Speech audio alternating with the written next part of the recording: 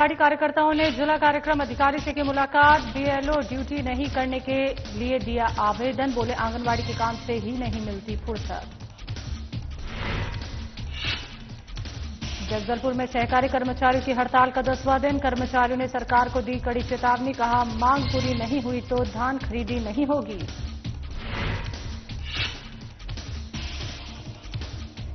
मोहन बड़ौदिया में दिल्ली धमाके के बाद प्रशासन अलर्ट। चलाया जा रहा विशेष चेकिंग अभियान।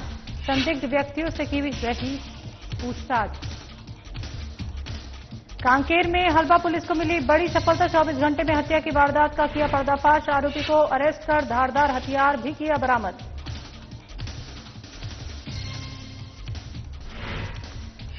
और बदनावर में किसान प्रतिनिधि नीतीश पाटीदार पर हमला। हमले को लेकर किसानों में भारी आक्रोश। किसानों ने प्रशासन को सौंपा ज्ञापन। छत्तीसगढ़ की खबरों में आपका स्वागत है। मैं हूं आपके साथ शैलजा त्यागी। तो मध्य प्रदेश के ब्यावरा की रहने वाली 2.5 साल की मासूम अनिका जिंदगी के लिए जंग लड़ रही है। अनिका को एक ऐसी बीमारी है जिसका इलाज काफी महंगा है। अनिका SMA टाइप 2 नामक दुर्लभ बीमारी से लड़ रही है। ये बीमारी धीरे धीरे अनिका के पूरे शरीर को कमजोर कर रही है, लेकिन उम्मीद अभी बाकी है। अनिका की जिंदगी बचाने के लिए जद्दोजहद की जा रही है। और साथ ही आपको बता दें, जोलसिमा इंजेक्शन की जरूरत है जिसकी कीमत 9 करोड़ रुपए है। अनिका के माता पिता अब इलाज के लिए जनता और सरकार से गुहार लगा रहे हैं।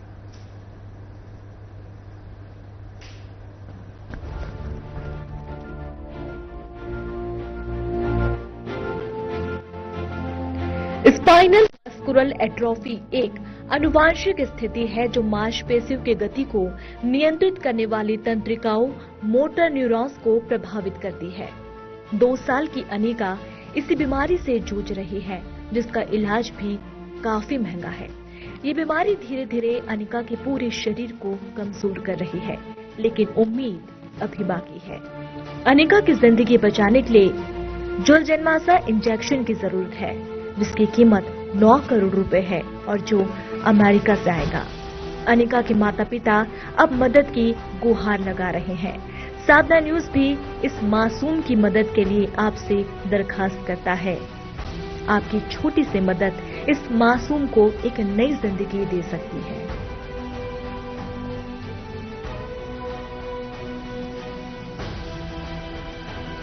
कहते हैं जिंदगी हर कदम एक नई जंग है और बहुत दफा हमने जिंदगी में देखा है कि कई बार ऐसे लम्हे हमारे पास आते हैं जिसके बाद सहज ही हमारा हृदय पसीज जाता है, या यूं कहें आंखें नम भी हो जाती है। यूं कहें कि जब बात एक बेटी की होती है तो माँ का दिल भी कहीं ना कहीं पसीजता है। और आज हमारे साथ स्टूडियो में एक नन्ही सी बच्ची है जिसका नाम है अनिका। उम्र महज बताई जा रही है 2 वर्ष 9 माह। और अनिका को एक बीमारी है जिसका नाम है SMA टाइप 2। ये वो बीमारी है जिसमें मांसपेशियां गलने लगती है और जिसका भारत में कोई भी इलाज नहीं है। अनिका के माता पिता भी हमारे साथ मौजूद है। सबसे पहले इस बीमारी के बारे में समझते हैं और कब से ये बीमारी है, कितनी सहायता की जरूरत है, कहाँ इलाज चल रहा है, इसको हम डेप्थ में समझते हैं और कोशिश यही करते हैं कि जन जन तक ये आवाज, अनिका की आवाज आज पहुंच जाए। मैम, इसको SMA टाइप 2 की बीमारी है, स्पाइनल मस्कुलर एट्रोफी। इस बीमारी में बच्चे की मांसपेशियां गलने लग जाती है और ना ही बच्चा चल पाता है। ये विदाउट सपोर्ट नहीं चल पाती है और जैसे जैसे उम्र बढ़ती है वैसे वैसे इसकी और मांसपेशियां गलने लगती है। तो इसका इलाज एम्स में चल रहा है, दिल्ली एम्स में, जिसमें एक 9 करोड़ का इंजेक्शन बताया जिसका नाम है जोलगेजमा। और वो 9 करोड़ का इंजेक्शन, क्योंकि इंडिया में इसका कोई इलाज नहीं है तो इसका इलाज सिर्फ जो भी है संभव है, एक 9 करोड़ का इंजेक्शन लगेगा जिससे मेरी बेटी ठीक हो जाएगी।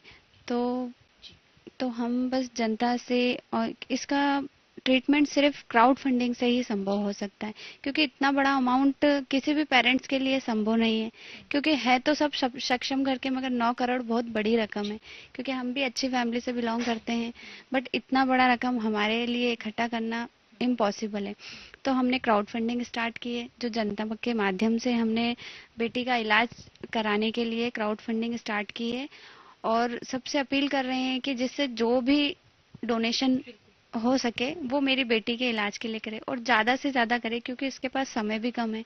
ये 3 साल की नहीं होने के पहले इसको इंजेक्शन लगवाना है।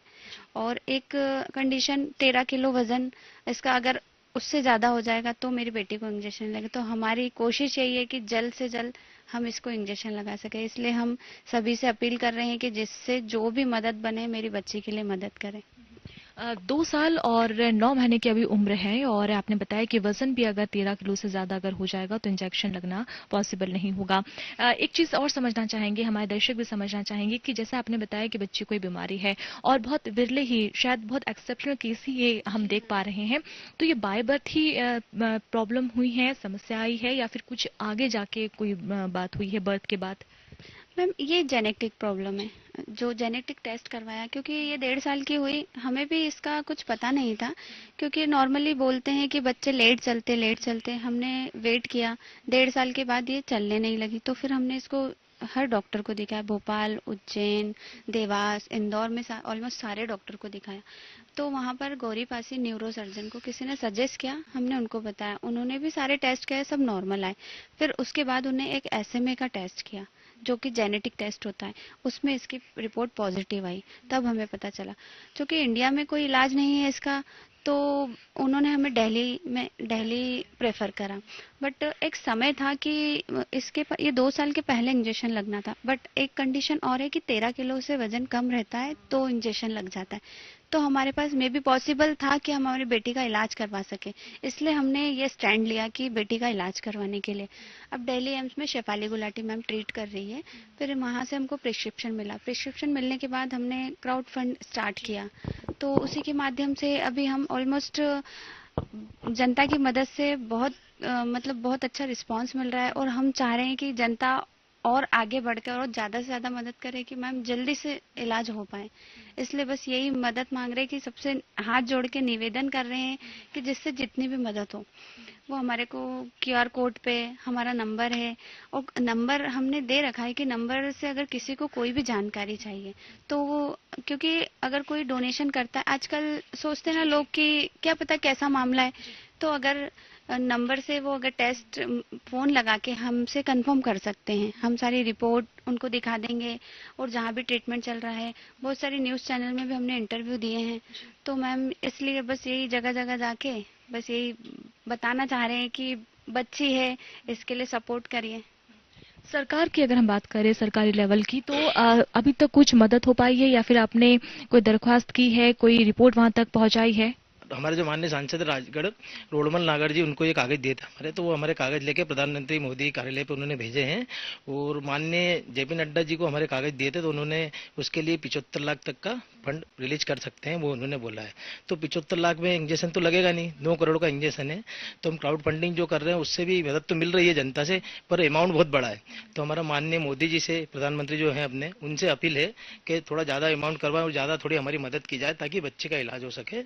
और माननीय हमारे मुख्यमंत्री महोदय मोहन यादव जी, उनसे भी हमारी विनम्र अपील है कि वो ज़्यादा से ज़्यादा हमारा अमाउंट करवाए और इसमें मदद करे ताकि बच्चे का इलाज हो सके, क्योंकि 9 करोड़ अमाउंट बहुत बड़ा अमाउंट है।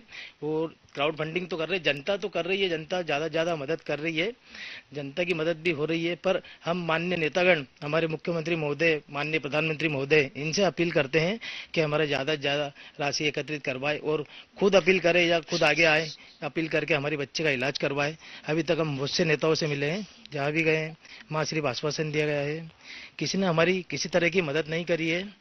तो ऐसे में अगर 9 करोड़ का अमाउंट अगर जनता करेगी तो टाइम तो लग रहा है, बहुत टाइम लग रहा है। जनता तो मदद कर रही है हमारी, पर हम नेतागण जो भी हैं, जो भी हमें सुन रहे हैं आपके चैनल के माध्यम से, हम उनसे अपील कर रहे हैं कि हमारी मदद करें। हमने मुख्यमंत्री महोदय से मिलने का समय मांगा है, पर मुख्यमंत्री महोदय से हमारी मुलाकात नहीं हो पा रही है। हम 2-3 बार गए थे, तो वो बिहार चुनाव में है ऐसा बताया गया है हमें।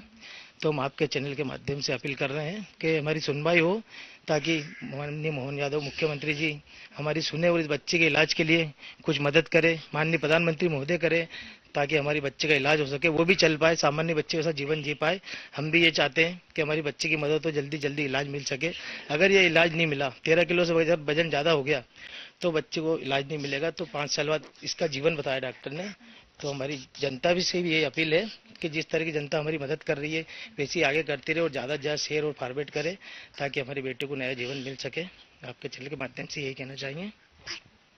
हम भी आपसे यही कहना चाहेंगे कि क्यूआर कोड जो क्राउड फंडिंग से आप दे सकते हैं वो स्क्रीन पे देख सकते हैं क्यूआर। और हम भी अपने दर्शकों से, व्यूअर से यही अपील करना चाहेंगे कि आपका एक छोटा सा हेल्प, आपकी एक छोटी सी मदद, आपका एक छोटा सा डोनेशन किसी की जिंदगी को बचा सकता है। और हर एक जो आपका दान है वो एक नई किरण इस बच्ची के लिए, अनिका के लिए बन सकती है। साधना न्यूज भी हमारे दर्शकों से यही अपील करता है कि जितना ज्यादा से ज्यादा हो उम्मीदों को आप हमारी जो उम्मीद है उसके लिए आप हाथ उठाइए, मदद के हाथ बढ़ाइए। छोटा सा आपका दान किसी की जिंदगी को नए पंख दे सकता है, इस बच्ची की जिंदगी बचा सकता है और हमारी और आपकी तरह ये बच्ची भी जो है वो अपनी जिंदगी जी सकती है। साधना न्यूज आपसे यही अपील करता है। खबर बस्तर से है, जहां जिले के आंगनबाड़ी कार्यकर्ताओं ने महिला बाल विकास विभाग के जिला कार्यक्रम अधिकारी से मुलाकात की और बीएलओ ड्यूटी नहीं करने को लेकर अधिकारी को आवेदन दिया। तो आंगनबाड़ी कार्यकर्ताओं का कहना है कि उन्हें आंगनबाड़ी मम बच्चों की देखरेख के कार्य से ही फुर्सत नहीं मिलती, जिसके चलते वो बीएलओ से संबंधित कार्य नहीं कर पाएंगे। वहीं इस मामले में जिला कार्यक्रम अधिकारी का कहना है कि ये चुनाव आयोग का कार्य है। बस्तर छत्तीसगढ़ जिला कार्यक्रम अधिकारी से मिले आंगनबाड़ी कार्यकर्ता बीएलओ ड्यूटी नहीं करने को लेकर आवेदन दिया है।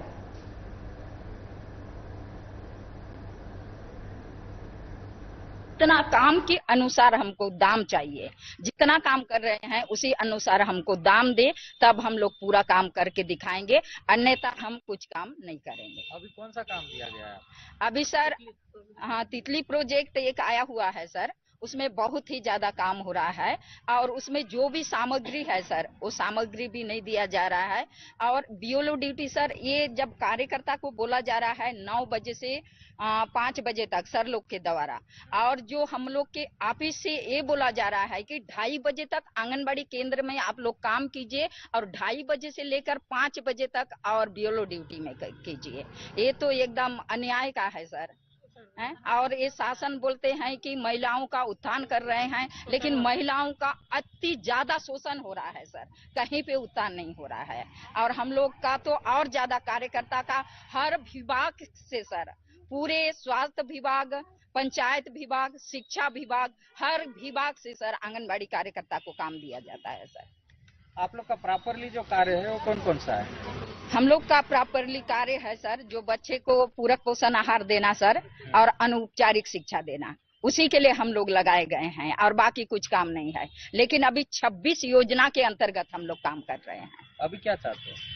अभी सर हम लोग की एक काम को ना सर, जो हम लोग का मेन काम है सर, जिस उद्देश्य के लिए आंगनबाड़ी कार्यकर्ता को लगाया गया है उसी उद्देश्य से हम काम करना चाहते हैं, बाकी दूसरा विभाग का काम हम लोग नहीं करना चाहते। जगदलपुर में सहकारी कर्मचारी और ऑपरेटर संघ की अनिश्चितकालीन हड़ताल लगातार 10वें दिन भी जारी है। आपको बता दें, 4 सूत्रीय मांगों को लेकर कर्मचारी हड़ताल पर बैठे हैं। साथ ही कर्मचारियों ने मांगे पूरी न होने पर धान खरीदी नहीं करने की भी चेतावनी दी है। वहीं इस मामले में बीजापुर विधायक विक्रम मंडावी का कहना है कि सरकार को कर्मचारियों की मांगों पर विचार करना चाहिए। तो जगदलपुर छत्तीसगढ़ सहकारी कर्मचारियों की हड़ताल का 10वां दिन है।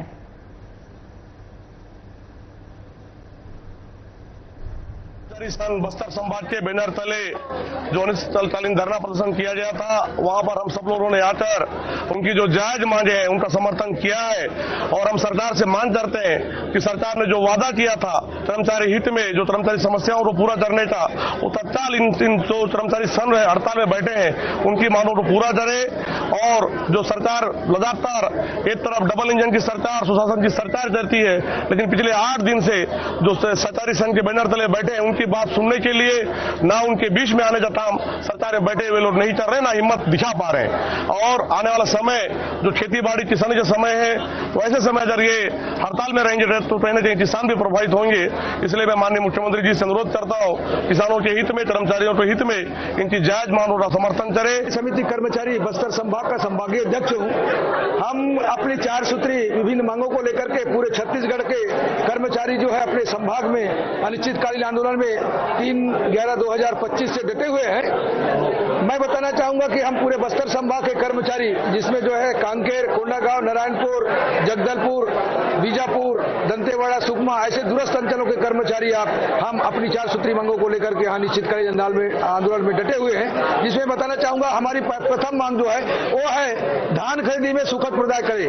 हम चाहते हैं कि शासन की महत्वपूर्ण योजना धान उपार्जन का कार्य हम लोग करते हैं, जिसमें शासन जो चाहती है कि हम जितना धान खरीदी किया है, जो 4-5 महीना रुकने के बाद उसका परिधान भी उसी वजन में कराया जाए, जो कदापि संभव नहीं है। हम चाहते हैं शासन जो है हमें जो धान खरीदी करते हैं और बाद में जो 4-5 महीने के बाद परिधान करते हैं उसमें हमें सुखद प्रदाय किया जाए, नहीं तो हम लोग क्या है धान खरीदी नहीं कर पाएंगे। हमने सरकार को कई बार विगत 3 वर्षों से बताया है कि आप हमें धान जो उपार्जित करते हैं उसमें हमें सुखद प्रदान किया जाए, लेकिन शासन जो है हमें सुखद प्रदान नहीं कर रहा है। इसलिए हम चाहते हैं कि हमें सुखद प्रदान करे और हमारे जो विक्रेता बंधु है उनके लिए 3-3 हजार रुपए जो है प्रति माह क्षतिपूर्ति अनुदान के रूप में प्रदान किया जाए। और हमारी दूसरी मांग है वो है कंप्यूटर ऑपरेटर बंधुओं के लिए। आपको बता दूं कि हमारे धान उपार्जन केंद्रों में कार्यरत ऑपरेटर बंधु विगत 2007-8 से कार्य करते, 14-15 साल हो गया वो लोग कार्य कर रहे हैं, परंतु शासन ने इस समय ऐसा आदेश निकाल दिया गया है कि उनके बदले जो है आउटसोर्सिंग से भर्ती किया जाए और उनको पूरा 12 महीना तनख्वाह की जगह जो है 6 महीना का तनख्वाह दिया जाए। कांकेर में हत्या के मामले में पुलिस को बड़ी सफलता हाथ लगी है। पुलिस ने महज 24 घंटे के अंदर गुत्थी को सुलझाते हुए आरोपी को गिरफ्तार कर लिया है। वहीं पुलिस ने आरोपी की निशानदेही पर वारदात में इस्तेमाल धारदार हथियार भी बरामद कर लिए हैं, जिसके बाद पुलिस ने आरोपी को न्यायिक रिमांड पर भेज दिया है। कांकेर छत्तीसगढ़ किले पर हत्याकांड का पर्दाफाश यहां पे किया गया है।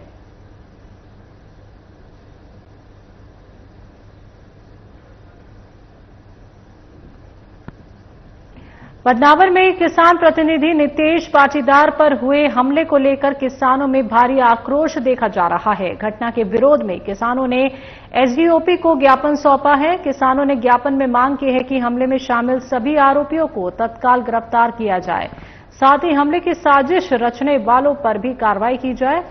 तो किसानों का कहना है कि यदि किसी मंडी कर्मचारी या संस्था से जुड़े व्यक्ति की भूमिका सामने आती है तो उसे आजीवन मंडी से निष्कासित किया जाए। इसके अलावा किसानों ने नितेश पाटीदार को पुलिस सुरक्षा देने और मंडी परिसर में सुरक्षा व्यवस्था सुधारने, खासकर सीसीटीवी कैमरे दुरुस्त करने की भी मांग की है। तो वहीं किसानों ने चेतावनी दी है कि अगर जल्द कार्रवाई नहीं की गई तो उग्र आंदोलन करने को मजबूर होंगे।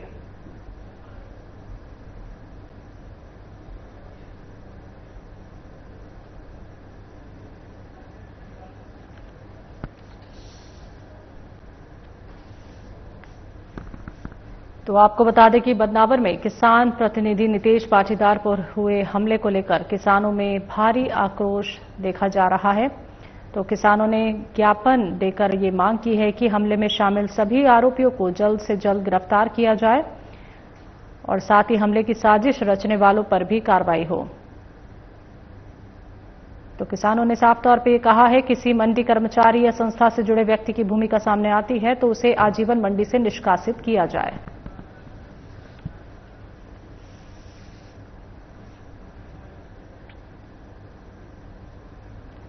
शिवपुरी शहर में भव्य श्रीमद् भागवत कथा होने जा रही है। बताते हुए बड़ा हर्ष हो रहा है कि आगामी 23 नवंबर से 30 नवंबर तक जिला मुख्यालय शिवपुरी स्थित हवाई पट्टी के पीछे स्थित नर्सरी ग्राउंड लुधावली के विशाल प्रांगण में प्रसिद्ध अंतर्राष्ट्रीय संत श्री बागेश्वर धाम सरकार के पीठाधीश्वर पंडित पूजनीय धीरेन्द्र शास्त्री महाराज का आगमन हो रहा है, जिनके मुखारविंद से प्रतिदिन 7 दिनों तक संगीत में श्रीमद् भागवत कथा का वाचन किया जाएगा, जहां कथा आयोजक गुप्ता से कथा के बारे में विस्तार से खास बातचीत की गई। जो कथा होने जा रही है वो किस दिनांक से किस दिनांक तक है, उसके बारे में थोड़ा विस्तार। श्रीमद् भागवत कथा का जो आयोजन है वो 24 नवंबर से 30 नवंबर तक रहेगा और भागवत कथा से पहले हमने कलश यात्रा का आयोजन रखा है जो 23 नवंबर को है। महाराज राजेश्वरी मंदिर से कलश यात्रा प्रारंभ होगी जो कथा स्थल पर जाएगी। समय 8 बजे है। कथा का जो एक रूट निर्धारित किया हुआ है कलश यात्रा का, वो किस प्रकार से और लगभग इसमें अनुमान लगा सकते हैं कि एक बहुत ही विशाल रैली की इसमें आने की संभावना है, तो इसमें अपन व्यवस्थाएं किस प्रकार से क्या की जा चुकी है आपके द्वारा? देखिए, प्रशासन और हमारा रोड मैप तैयार हो चुका है। कलश यात्रा को लेके राजेश्वरी मंदिर से हम लोग गुरुद्वारे पे आएंगे, गुरुद्वारे से हम कथा स्थल पर जाएंगे।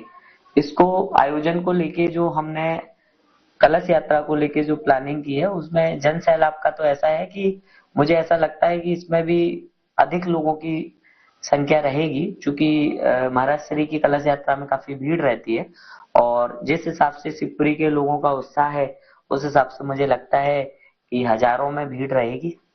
हजारों की बात मैं यहाँ पे थोड़ा काटना चाहूंगा, हजारों की तो नहीं कहेंगे, इसमें लाखों की संख्या में सैलाब महाराज के साथ चलता है। तो देखिए, ये सब अनुमानित है और अनुमानित चीज का कोई भी फिगर देना, कोई भी एक वैल्यू देना, मुझे नहीं लगता कि कैसे हम डिसाइड करें उसको। लेकिन हाँ, फिर भी जो सभी लोग बोल रहे हैं, आप लोगों के माध्यम से जो फीडबैक आ रहा है, उसमें मुझे ऐसा लगता है 10 से 15 हजार लोग कलश यात्रा में रहेंगे। जो हम मौके पर देखे आए हैं, टेंट की व्यवस्था की जा रही है आपके द्वारा, जो टेंट लग रहा है, लगभग कितने संख्या में बैठने की व्यवस्था की जा रही है? टेंट में लगभग 1.5 लाख लोग बैठ सकते हैं। 1.5 लाख लोगों की व्यवस्था है बैठने की। और जो हमें फीडबैक आ रहे हैं आप सबके माध्यम से, शहर वासियों के माध्यम से, या जो लास्ट ईयर कथा हमारी करेरा में हुई थी, उसको देखते हुए भी अनुमानित ये है कि 1.5 से 2 लाख के बीच में श्रद्धालु आने की।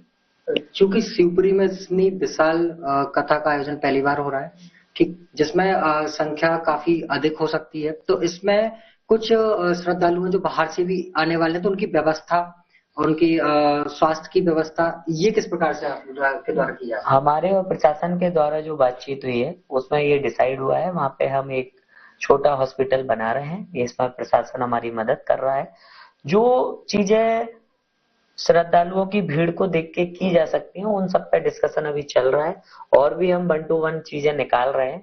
जो भी सामने आ रही है उसको फुलफिल कर रहे हैं। इसमें कुछ यहाँ के जो गार्डन है, लॉज है, क्या उनकी आपको सहायता मिल रही है क्या? नहीं, एक्चुअली वो सब प्राइवेट प्रॉपर्टियां हैं। हमारे द्वारा कुछ होटल्स बुक किए हैं पहले से। मैं इसको थोड़ा क्लियर करूंगा। जैसे जो जनता आएगी, जो श्रद्धालु आएंगे बाहर से, एक होती है सेवा भाव से, तो वो कुछ लोग अपने आपके आगे आ रहे हैं कि उनकी सेवा के लिए रुकने, व्यवस्थित करने, उनको व्यवस्थाएं देने के लिए। नहीं, एक्चुअली क्या है कि मेरे द्वारा ना ऐसी कोई भी चीज किसी से मांगी नहीं गई है, इसलिए मैं ऐसा नहीं बोलूंगा कि किसी ने सेवा देने के लिए मना किया है या हाँ किया है। क्योंकि इस आयोजन को लेके ना हमारा ये सोचना था कि व्यवस्थापक हम बने, बाकी हमें तन और मन से जो सहयोग की जरूरत है वो पूरा शहर दे रहा है।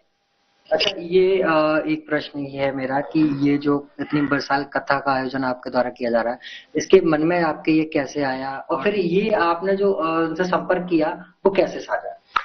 क्योंकि हम गुरुजी से काफी टाइम से जुड़े हुए हैं, तो गुरुजी से जुड़ना हुआ तो ये सोचना हुआ कि गुरुजी से ही भागवत कराएं। पहली चीज, किसी भी धार्मिक आयोजन का एक संकल्प होता है परिवार के द्वारा, चाहे वो एक सत्यनारायण जी की कथा क्यों ना हो।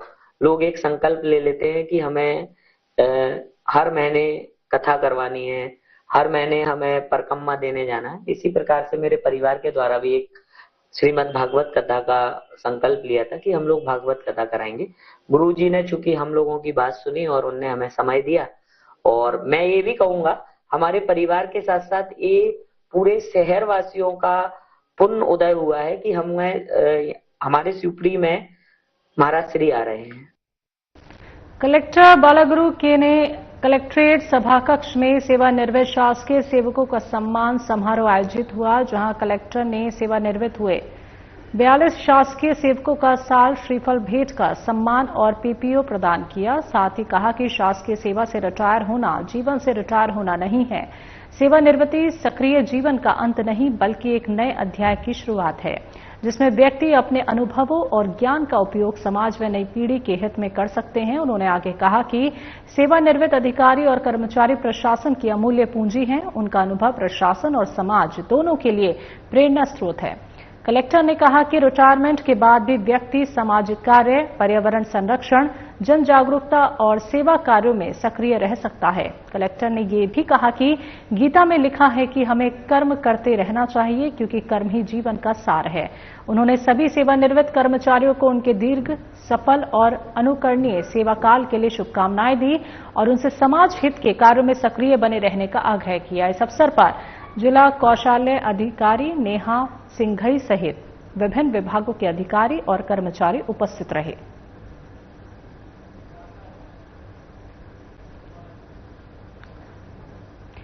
छत्तीसगढ़ की खबरों में अभी के लिए इतना ही। मुझे दीजिए इजाजत। नमस्कार।